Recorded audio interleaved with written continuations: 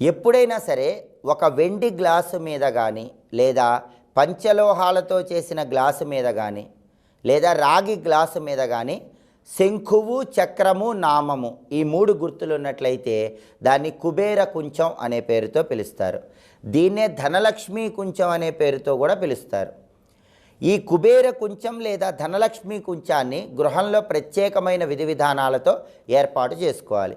ముందుగా శంఖు చక్ర నామాల గుర్తులున్నటువంటి ఒక వెండి గ్లాసు కానీ రాగి గ్లాసు కానీ ఇంటికి తెచ్చుకోవాలి.